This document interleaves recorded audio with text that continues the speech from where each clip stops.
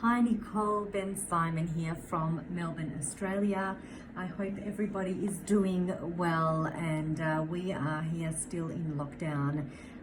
It hasn't been easy for many, and there's a lot of unrest seemingly going on in the community here in Melbourne.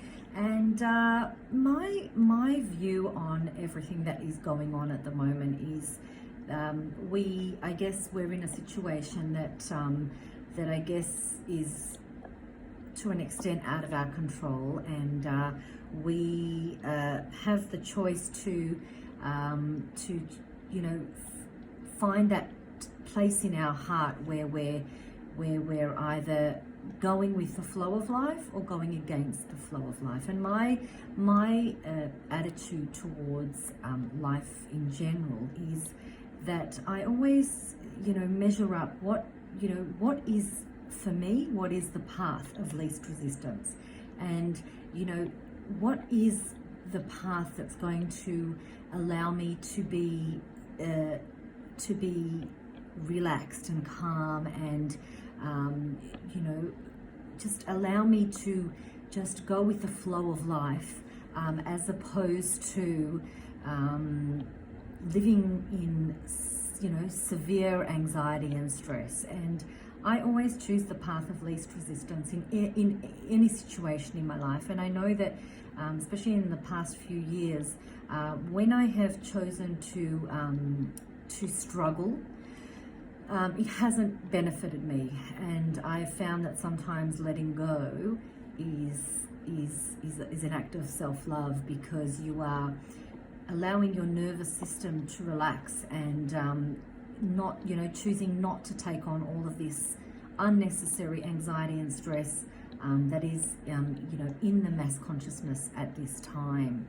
And I guess what I was wanting to talk about today was what I would see as spiritual rehab.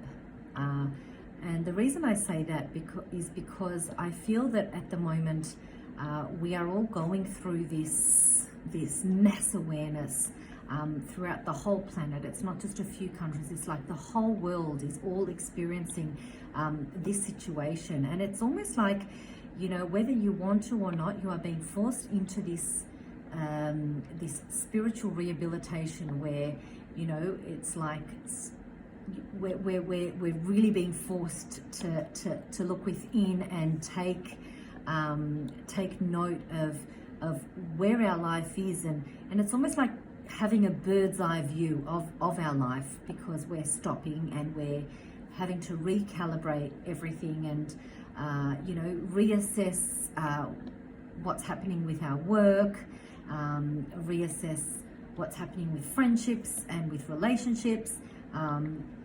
Everything's sort of coming to the surface everything is coming to the surface in order to be addressed and in order to be healed. And I guess with me, I've noticed that less is more in many ways, and it's like clearing the cobwebs of life. All of these things that we've been so busy just carrying along with us, throughout our busy life, are the things that we're able to sort of look at within ourselves, and do a rehab on ourselves, and cut out the things that are not working for us and that are really bringing us down or slowing us down.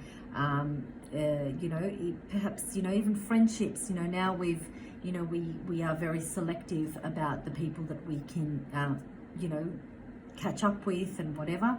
And so I guess it gives you an opportunity to really catch up with the people that really are making a positive difference in your life. And perhaps the ones that you're not missing so much are probably the ones that may need to drop out of your life, because you may have your connection may have expired. And sometimes that happens with friendships, and especially when there's some growth happening, and a lot of change and realization.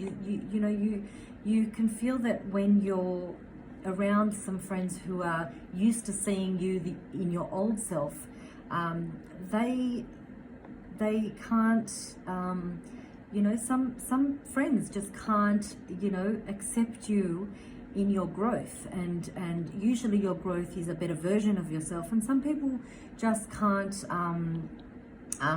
appreciate and respect that, because it may highlight for them where they're not growing. So, you know, it's a matter of setting boundaries and, you know, really clearing out those things that are no longer for us to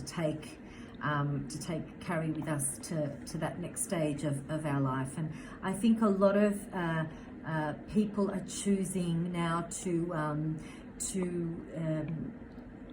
watch less media, because a lot of people are waking up to the fact that, you know, it's like we've been asleep for all of this time, and we're all just letting ourselves fall into the pattern of being told what to watch, what to hear, what to believe. And it's like this mass awakening of a lot of people actually starting to read between the lines and question, oh, what's going on here? This is a little bit, you know, no, you know, there's just too much one-sided stuff. You know, we're not getting the full picture. And I think a lot of people are starting to really look at all these institutions that we all almost blindly trusted, and really starting to use our own intuition to find out what it is that we truly believe in, and what we want to follow and what we don't want to follow.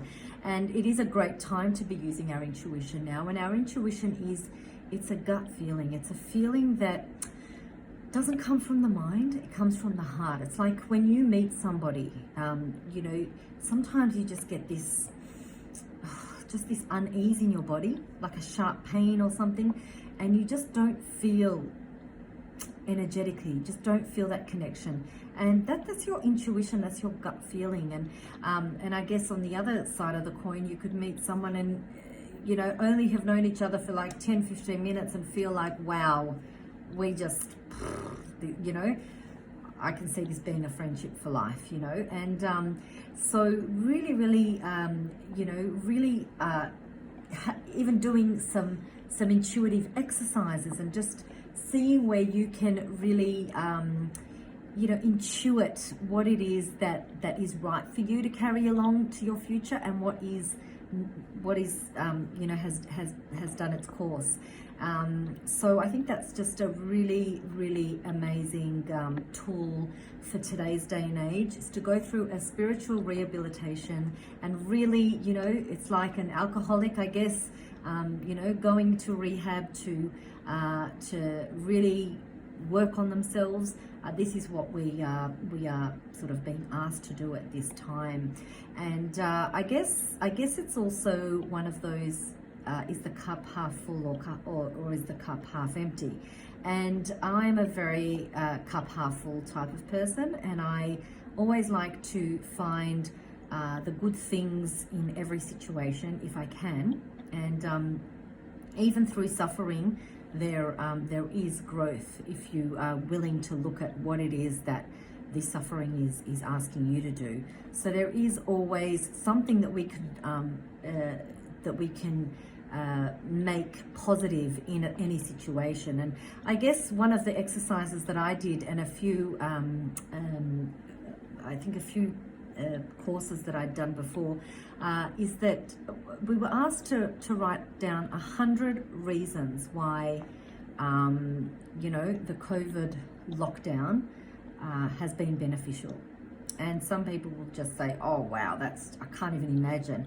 But actually, I've just been adding to that list, and I've come up with 100 reasons. And, you know, it's just amazing how you can find the positive in every situation. And I guess when you focus on the positives, you can grow from a situation.